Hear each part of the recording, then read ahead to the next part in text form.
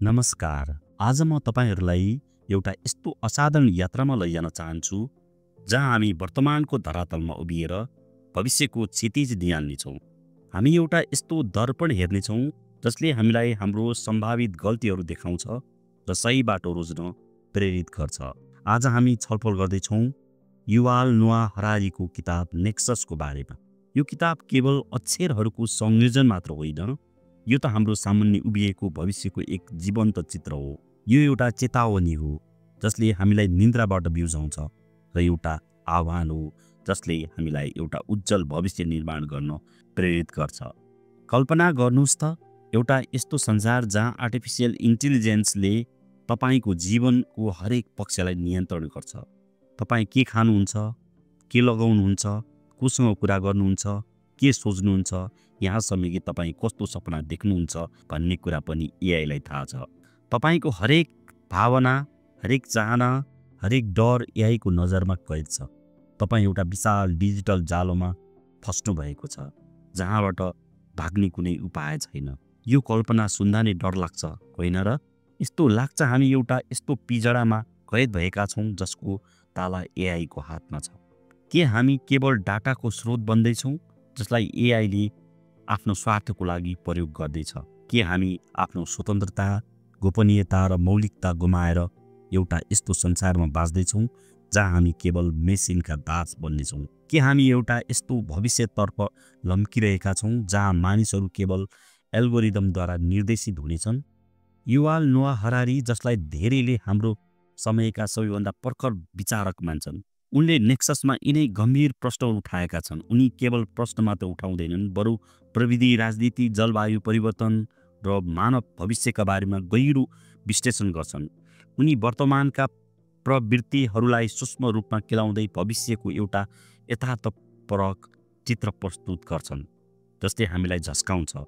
उनी हामीलाई सम्भावित खतराहरूको बारेमा सचेत गराउँछन् र त्यसबाट बच्ने उपायहरू खोज्न प्रेरित गर्छन्।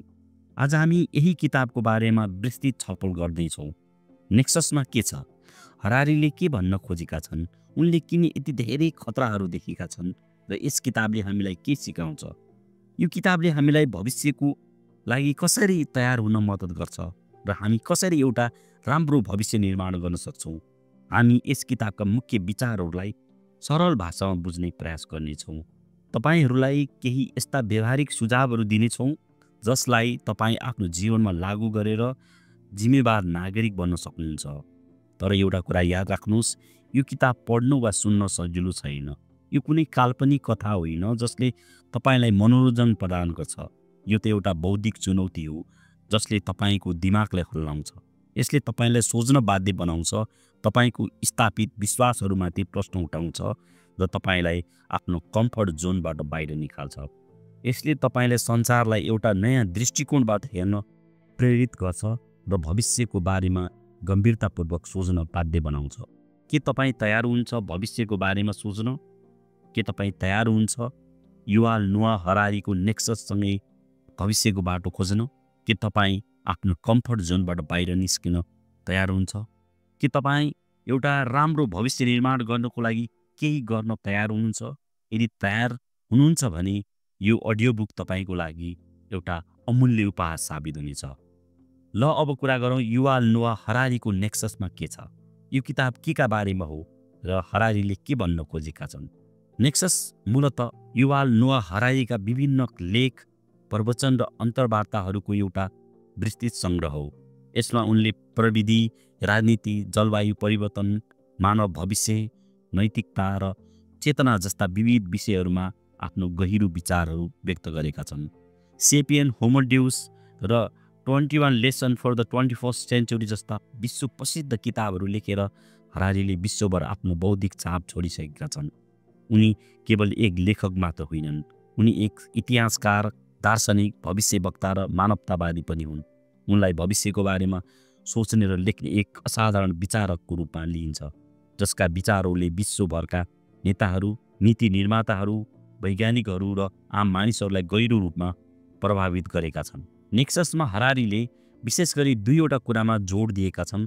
पहिलो, आर्टिफिशियल इन्टेलिजेन्सको अभूतपूर्व शक्ति र त्यसबाट उत्पन्न हुन सक्ने खतराहरू, र दोस्रो जलवायु परिवर्तन, आणविक युद्ध, महामारी र असमानता जस्ता विश्वव्यापी चुनौतीहरूको सामना गर्न विश्वव्यापी सहयोगको अपरिहार्यता। हरारीका अनुसार एआई मानव इतिहासकै सबैभन्दा शक्तिशाली प्रविधि हो। यसमा हाम्रो जीवनलाई अकल्पनीय रूपमा राम्रो बनाउने अनगिन्ती सम्भावनाहरू छन्। एआईले चिकित्सा क्षेत्रमा नयाँ उपचार विधिहरू पत्ता लगाउन सक्छ। एआईले चिकित्सा क्षेत्रमा नयाँ उपचार विधिहरू पत्ता लगाउन, शिक्षालाई सबैको लागि सुलभ बनाउन, यातायातलाई सुरक्षित र प्रभावकारी बनाउन र ऊर्जा उत्पादनलाई स्वच्छ र दिगो बनाउन क्रान्ति ल्याउन सक्छ। तर यस प्रविधिले खतरा पनि निम्त्याउन सक्छ। एआईले मानिसहरूलाई बेरोजगार बनाउन सक्छ, असमानता बढाउन सक्छ, प्रजातन्त्रलाई कमजोर बनाउन सक्छ र मानव सम्बन्धलाई विच्छेद गर्न सक्छ। सबैभन्दा डरलाग्दो कुरा त के हो भने एआईले मानिसहरूको भावना र निर्णयहरूलाई नियन्त्रण गर्न सक्छ र हामीलाई आफ्नो इच्छा अनुसार चलाउन सक्छ। यदि एआईलाई सही तरिकाले प्रयोग गरिएन भने यसले मानव सभ्यतालाई नै खतरामा पार्न सक्छ। हार्वर्ड विश्वविद्यालयका प्रोफेसर युval नोआ हरारीले भनेका छन्, एआईसँग मानिसहरूलाई ह्याक गर्ने क्षमता छ र यदि कसैले तपाईँलाई ह्याक गर्न सक्छ भने उसले तपाईँलाई नियन्त्रण गर्न सक्छ। यो भनाइले एआईको खतरालाई स्पष्ट रूपमा दर्शाउँछ। एआईले मानिसको मनमा आफ्नो विचार घुसाउन सक्छ, तपाईँका भावनाहरूलाई उत्तेजित गर्न सक्छ र तपाईँलाई यस्तो निर्णय लिन बाध्य बनाउन सक्छ जुन तपाईँको लागि हानिकारक छ। यो एउटा डरलाग्दो यथार्थ हो जसलाई हामीले गम्भीरतापूर्वक लिनुपर्छ। हरारीका अनुसार एआईले लाखौं मानिसहरूलाई बेरोजगार बनाउन सक्छ किनकि एआईले धेरै कामहरू मानिसभन्दा छिटो, सस्तो र त्रुटिरहित रूपमा गर्न सक्छ। यसले असमानतालाई अझ बढाउन सक्छ किनकि एआईबाट फाइदा लिनेहरू धनी बन्दै जान्छन् र एआईको कारणले बेरोजगार हुनेहरू गरिब बन्दै जान्छन्। एआईले प्रजातन्त्रलाई कमजोर बनाउन सक्छ किनकि एआईले गलत सूचना प्रचार फैलाउन, चुनावलाई प्रभावित गर्न र मानिसहरूको विचारलाई नियन्त्रण गर्न सक्छ। यसले प्रजातान्त्रिक संस्थाहरूलाई कमजोर बनाउन सक्छ र तानाशाही शासनलाई बलियो बनाउन सक्छ। हरारीका अनुसार जलवायु परिवर्तन, आणविक युद्ध, महामारी, असमानता र प्रविधिको अनियन्त्रित विकास जस्ता चुनौतीहरूको सामना गर्न विश्वव्यापी सहयोग अपरिहार्य छ।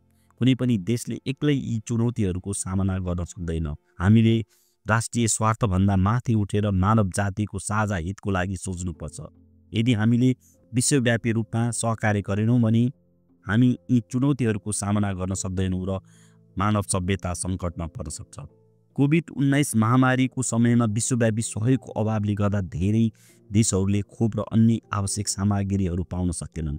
यसले लाखौं मानिसहरूको ज्यान लियो, विश्वव्यापी अर्थतन्त्रलाई तहस-नहस बनायो र विश्वव्यापी सम्बन्धलाई कमजोर बनाए।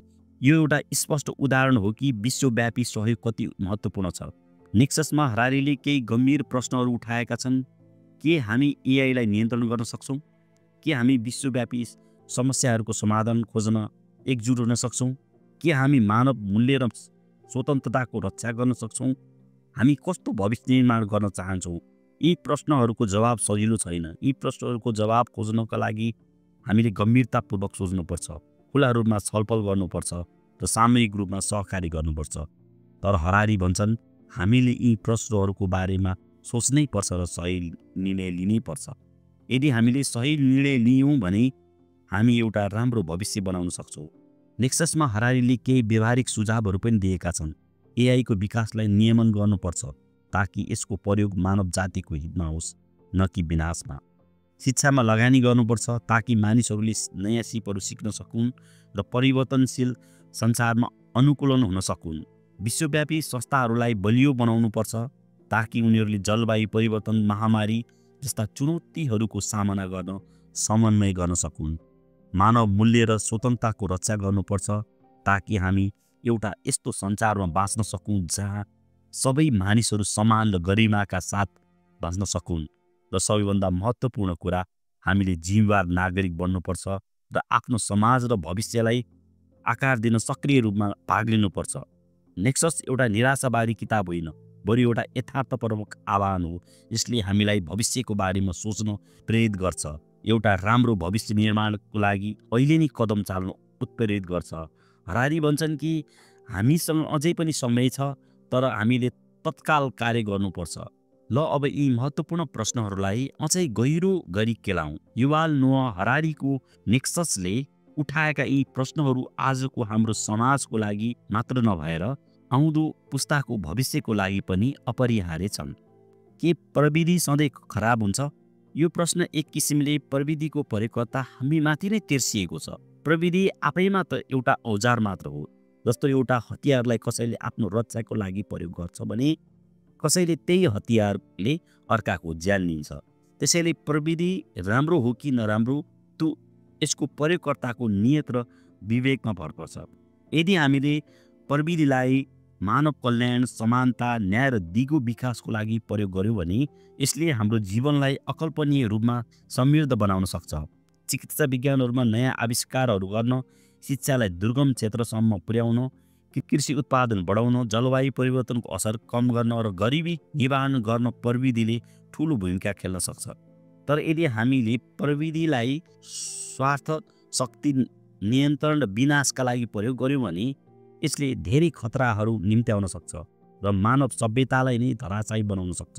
गलत सूचना फैलाउन, चुनावलाई प्रभावित गर्न, व्यक्तिहरूको गोपनीयता उल्लङ्घन गर्न, हतियार बनाउन र वातावरणलाई दूषित गर्न प्रविधि प्रयोग हुन सक्छ। त्यसैले प्रविधिको विकास र प्रयोगलाई नियमन गर्न आवश्यक छ। हामीले प्रविधिको प्रयोग गर्दा नैतिकता, पारदर्शिता र जवाबदेहितालाई प्राथमिकता दिनुपर्छ।